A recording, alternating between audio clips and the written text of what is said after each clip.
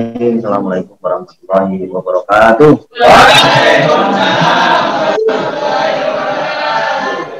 Alhamdulillah, alhamdulillahilladzi alaqa baina bina fatana bin fatwana.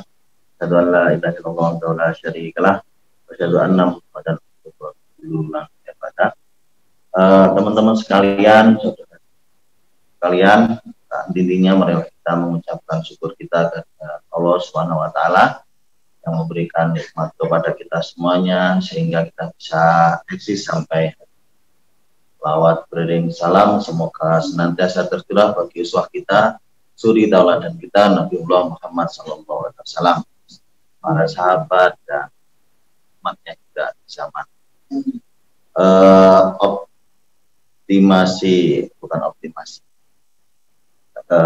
Rezeki yang istiqomah, kira-kira begitu judulnya. Kalau nggak salah saya ingat, ceritanya dari seorang yang ditugaskan untuk jualan cilok di Malaysia oleh juragannya namanya Pak Slamet. Kemudian mempercayakan kepada Sukardiono. Jualan cilok ini di Malaysia, kira-kira dikasih modal Sukardiono kira-kira 1 juta ringgit, kira-kira. Kemudian Sukardiono menjalankan amanah untuk berjualan cilok di Malaysia di bawah Twin Tower. Apa yang dihasilkan Sukardiono yaitu memberikan keuntungan kepada Pak Slamet. Dari uang 1 juta ringgit itu selama 1 tahun beroperasi di Twin Tower menghasilkan 500.000 ringgit. Selama 1 tahun untung 500.000. Akhirnya atas kejadian itu Mas Slamet memerintahkan Mas Sukardiono untuk membuka cabang di Johor, di beda pulau ya, sama-sama Malaysia tapi di beda pulau. Kalau Johor itu sama-sama pulau, maksudnya di dekatnya Singapura kalau Johor, kalau di KL itu kira-kira agak ke atas. Dari gajinya Mas Sukardiono yang sekitar 100 ringgit atau 4 juta dinaikkanlah menjadi 800 ringgit yang kira-kira jadi sekitar 2 kali lipat, maksud saya, gaji yang diberikan Mas Slamet kepada Pak Sukardiono. Itu kira-kira gambaran aktivitas ketika kita bersyukur dan kemudian memberikan kepada Allah yang pun sebaliknya kawan-kawan sekalian, ketika anak buah Pak Slamet,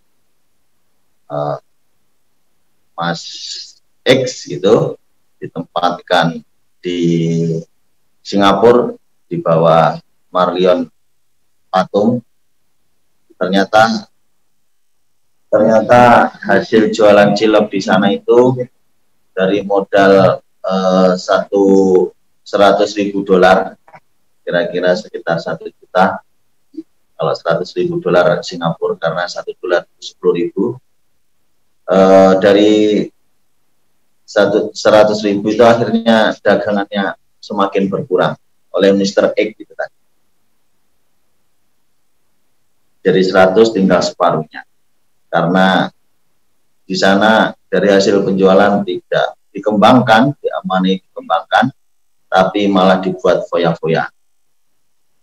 Di gambar yang kayak perahu di sana dibuat untuk main judi, dibuat untuk di kasino, dan dibuat senang-senang. Kemudian akhirnya Mr. X ini yang diperintah oleh Mas Slamet tidak malah diberikan yang lebih, tapi akhirnya malah dipecat oleh Mas Slamet. Pelajaran yang kita dapat dari ini sebenarnya sama pola hubungan kita kepada Allah Ta'ala. Apabila kita insya Allah memberikan amalan ibadah kita yang terus menerus, mungkin hari ini kita sudah mulai, kemudian kita sudah subuh, kemudian sebelum subuh kita sudah infak, kemudian kita sudah sholat duha untuk berangkat ke sini, dan penutupnya yaitu diajarkan kepada kita untuk senantiasa berinfak. Dari infak atau sedekah ini sebagai penutup dari amal ibadah kita yang ibarat skripsi, sudah dikumpulkan bab 1, bab 2, bab 3, dan bab 4. Kalau belum dijilid dengan rapi, kelihatannya skripsi itu tidak akan bagus, kira-kira gitu. Dan sedekah, kawan-kawan sekalian, ini ibarat penjilitan skripsi terhadap amal kebaikan kita atau amal yang kita lakukan. Sehingga amal kebaikan yang kita lakukan ketika kita tutup dengan sedekah, kayaknya kita menutup amal kebaikan kita dengan skripsi yang dijilid sedemikian rupa. Pola yang sedekah ini pola yang sudah lama dan kelihatannya perlu kita istiqomahkan biar rezeki kita ini dalam tanda kutip istiqomah.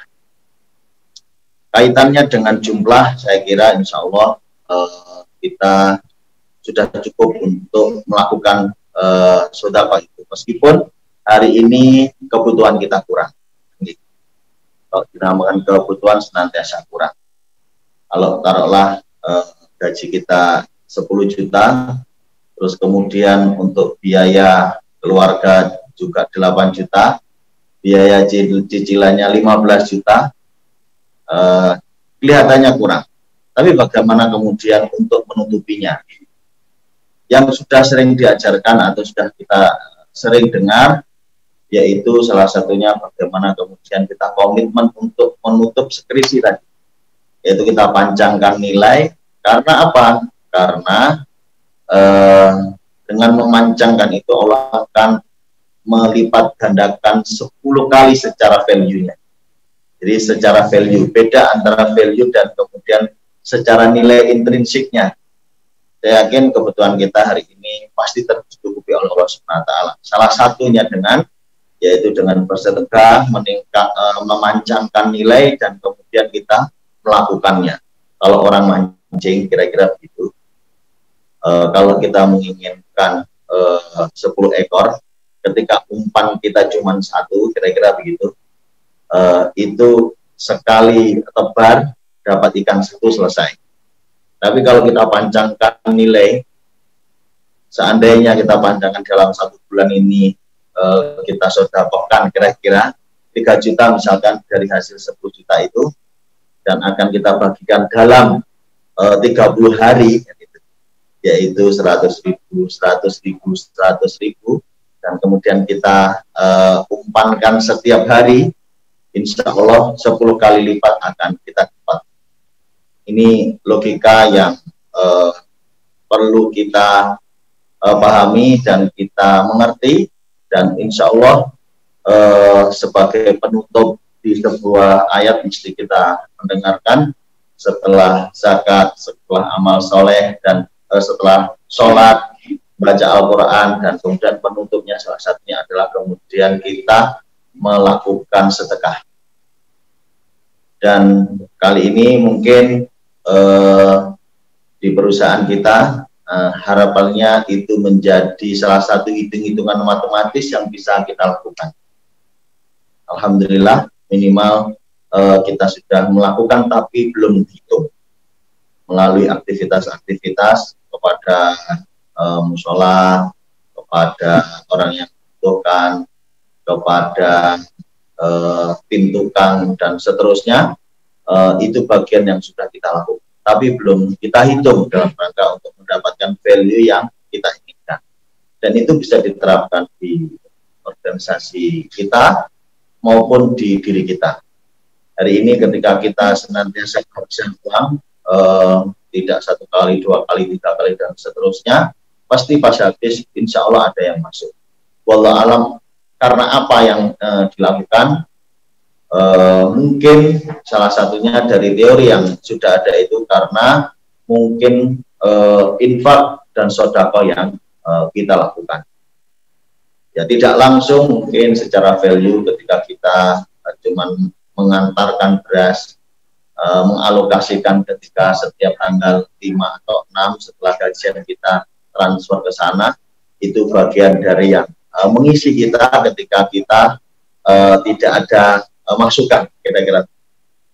Secara real kita tidak mungkin mengeluarkan hampir 2 miliar, 3 miliar setiap bulan, tapi ada aja yang masuk dan kemudian kita bergerak dan tumbuh sampai hari ini. Setelah tadi melihat video di Munzalan TV, videonya Bang EN nanti bisa dilihat, Bang Adi Pratama, seorang imam pengusaha yang ada di Masjid Kapal, itu akhirnya saya menarik kesimpulan, sebenarnya teori ini perlu kita galakkan. Artinya ketika kita menginginkan sekian target kita, maka yang harus kita sedekahkan, yang kita keluarkan demikian dengan memancarkan nilai dan kita keluarkan secara kontinu. Pun demikian dengan kehidupan kita. Saya yakin teman-teman dengan salary yang didapat pasti ada kekurangan-kekurangan. Tapi tidak menutup kemungkinan kalau kita sedekahkan kekurangan-kekurangan itu secara value akan tercover kebutuhan kita.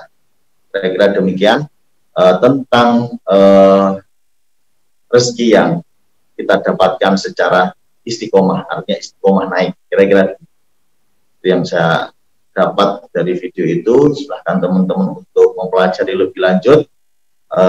Insya Allah 1 minggu yang lalu video ini di-share dan banyak insight kebaikan yang ada di sana. Terima kasih. Assalamualaikum warahmatullahi wabarakatuh.